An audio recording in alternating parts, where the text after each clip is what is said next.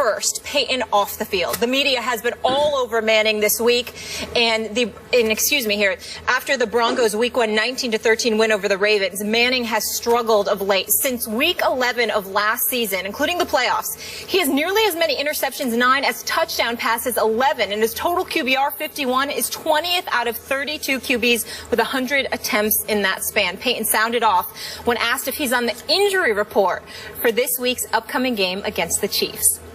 You know, my thoughts on the injury report. I think the media should have to do an injury report as well. I think all you guys have to. I'd like to create it myself, you know, and just, to think about. I'm going to put down what I think y'all's injuries are.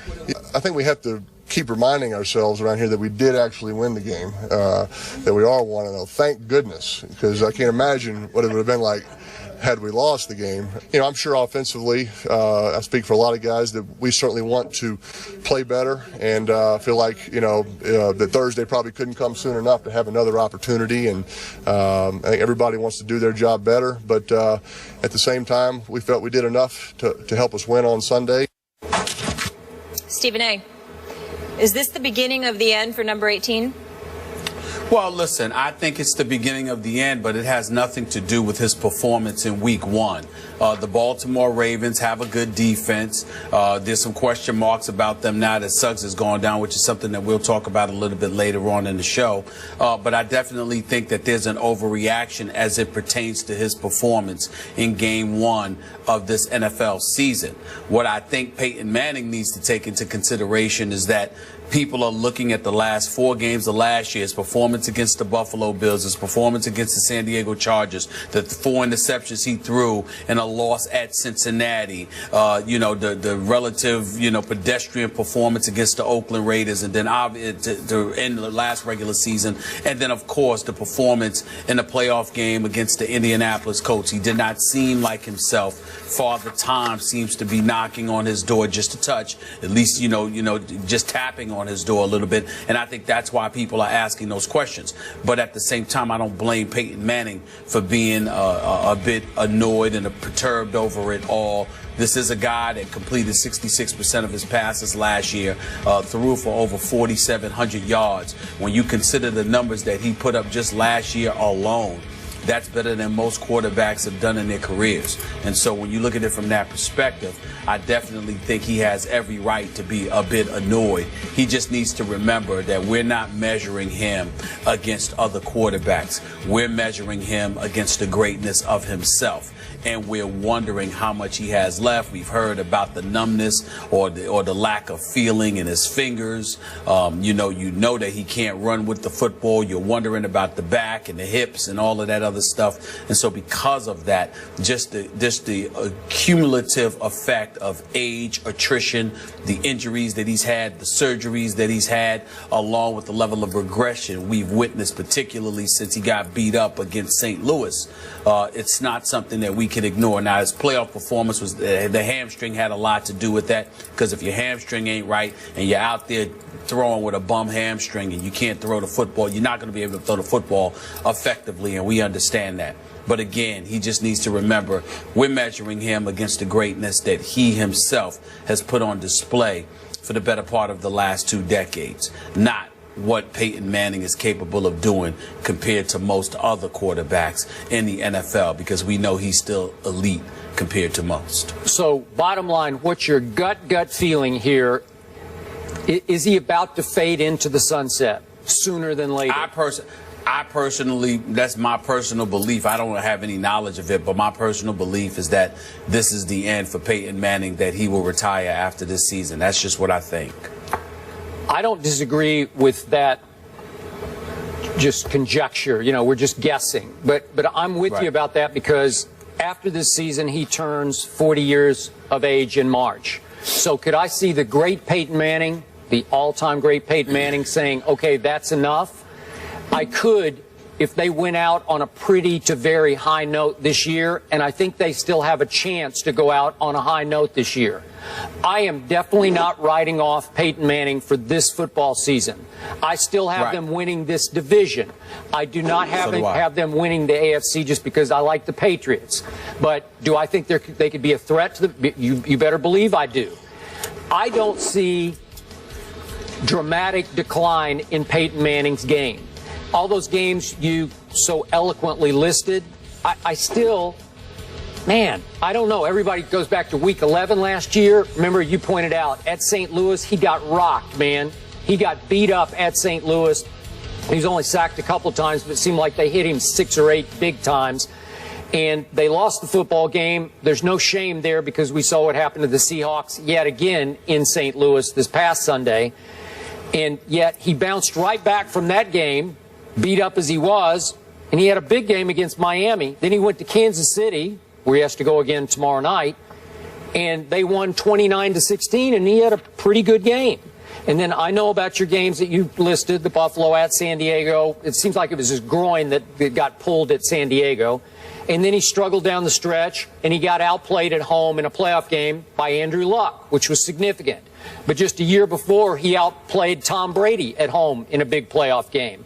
And then he got to the Super Bowl, and obviously we know what happened. He got bullied by the Seattle Seahawks and blown off the field in the Super Bowl, an all-time embarrassment that we both agreed upon.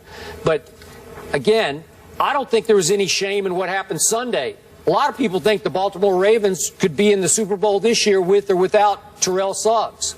So I thought Peyton played okay. He did throw the 1 pick six, and then Joe Flacco canceled that one with his own pick six. So, Stephen A., after all the offseason talk about what will the new coach do, the whole new staff comes in, new regime change, will they try to run the football? He still threw it, did Peyton, 40 times against the Baltimore Ravens, and they ran it only 25 times in a very close game that ended up 19-13. He no longer has Julius Thomas, obviously. He no longer has Wes Welker. So it's Emmanuel Sanders and Demaryius Thomas, and Emmanuel caught 8 and Demaryius caught 7 on Sunday. It's business as usual for Peyton Manning.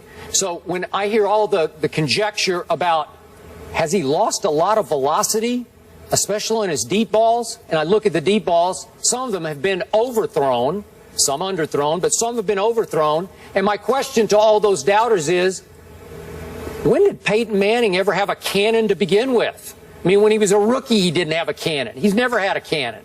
And I'm still sitting here to tell you, Stephen A., that I think 25 out of 32 teams would right now take Peyton Manning as their quarterback. That's how good he is. Well, and obviously he's better than Brock Osweiler because that's his backup in Denver. So I think the Broncos are going to be just fine at his age 39 season. Well, I hear where you're coming from, but you got to remember what I said. Number one, clearly we expect the Denver Broncos to be formidable. I definitely expect them to win the AFC West, and we know that Peyton Manning is elite. But I keep saying we're not measuring him against other quarterbacks in the NFL because we know he'd be top 5. We're measuring him against himself. Not to mention the fact we're taking into account issues of attrition, getting beat up. What kind of year is he going to have here? Now, let's go back to those games last year. Yes, he did get beat up by St. Louis in Week 11. You pointed out how he showed up against the Miami Dolphins the very next game. Yep. Yeah, but they gave the ball to C.J. Anderson 27 times. He ran for 167 yards. The following game against Kansas City, he threw 4 touchdowns in that game against Miami, and we understand that. But it wasn't like he had a 300- or 400-yard game. C.J. Anderson was running all over the place, and then obviously Peyton Manning would finish the deal. The very next game against the Kansas City Chiefs, well, what happened? C.J. Anderson rushed the ball 32 times for 168 yards. So you're talking about a Peyton Manning squad with all the aforementioned individuals, the Wes Welkers, the Julius Thomases, the Demaryius Thomases, the Emmanuel Sanders of the world, etc. And you had a guy named C.J. Anderson, who was relatively unknown, rush the football 59 times in 2 games. That's not something that customarily happens with a Peyton Manning. The belief was it happened because he got beat up and hadn't fully recovered. I don't know when the hamstring injury ultimately kicked in, but once that kicked in, he was hampered a little bit as well. And a lot of people, talked about how that may have detrimentally affected or impacted his performance against the Indianapolis Colts in the postseason. So when we look at Peyton Manning and you sit there and you take those last 4 regular season games and then that playoff performance against Indianapolis, and then you couple that with what we've seen transpire in week 1 of this NFL season, then you take into account the 39 years of age approaching 40, the 4 back surgeries, the hamstring injury, the hit, and then skip this nugget that you did not bring up. How do we know he's happy with Gary Kubiak and John Elway? Remember, in the immediate aftermath of the loss, of the win against Baltimore this past Sunday, we heard Peyton Manning speak in ways that he hadn't spoken before about how they've got to get on the same page. I don't have the direct quote in front of me, but everybody was talking about how Peyton seemed very un-Peyton-like in terms of highlighting what a struggle it was for him. Because what we're witnessing is John Elway and Gary Kubiak, at least from the outside looking in, it appears as if they're trying to run more of the show instead of leaving that to Peyton Manning. And that's an adjustment for Peyton Manning. He didn't have to do that in Indianapolis with Tony Dungy. He didn't have to do that under John Fox in Denver. But suddenly Gary Kubiak comes there. That's John Elway's boy. And Gary Kubiak, with all due respect, who proved absolutely positively nothing as a head coach in Houston for the Texans those years. All those years he was coaching that team, they made the playoffs twice. That's it. But Gary Kubiak is running the show in Denver. And oh, by the way, he's trying to tell Peyton Manning what to do on the offensive side of the ball. All I'm saying is those things, if there's any truth to what's being purported, then you never know what kind of an impact that might have on Peyton Manning, because he may very well say the cumulative effect of all of that, I don't really need this, let me move on. Yeah, I hear what you're saying, but the numbers speak differently on Sunday. Again, he did throw it 40 times. They ran it only 25 times. So it wasn't like you took the ball completely out of Peyton's hands in a low-scoring, close defense and run the football kind of 19-13 game. So that's fair. I get it. I get that Kubiak might want more control. It's hard for us to know. That's where I'm going. You know, yeah, I get it. And Peyton can't freelance as much in Audible as much. Not as much Omaha going on. I don't know about that, but it looked pretty much the same to me, even though Peyton did speak after the game. It's all new to him. Some of the cogs are new in the system. So I get that, but it still looked Peyton-esque enough to me that I'm not going to panic on his part, overreact.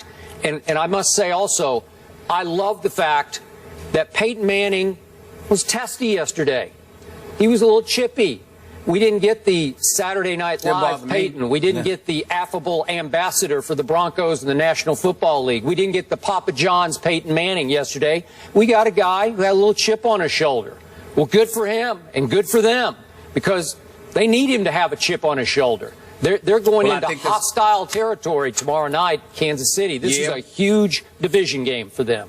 Yeah, but 2 primary targets in Wes Welker and Julius Thomas are gone. And so when you look at Peyton Manning, and like you said, he came into the league and he didn't have the greatest arm in the world. When you take 2 mid-range targets, I'll use that word mid-range in terms of guys, whether it be, you know, in the middle of the field, short passes, etc. You take those weapons against him and you're forcing him to throw outside to the Emmanuel Sanders and Demaryius Thomases of the world. That could be a bit problematic for all we know. We simply don't know at this particular moment in time. But there is no denying the fact that what we've seen, or what we're seeing from Peyton Manning, we're not accustomed to seeing all the time. So again, it may not be a drop-off. It may be a change in system. All I'm saying is the combination of all of it.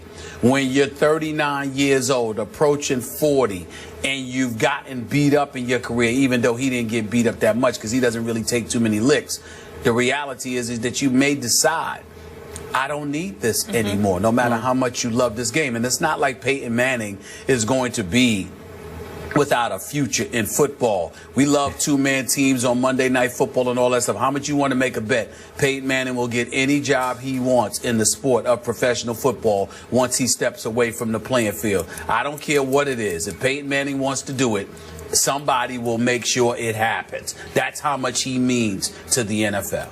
I'm just fine with Coach Gruden in my Monday night box. That's just me. So am I. Okay. So am I. So am I. All right.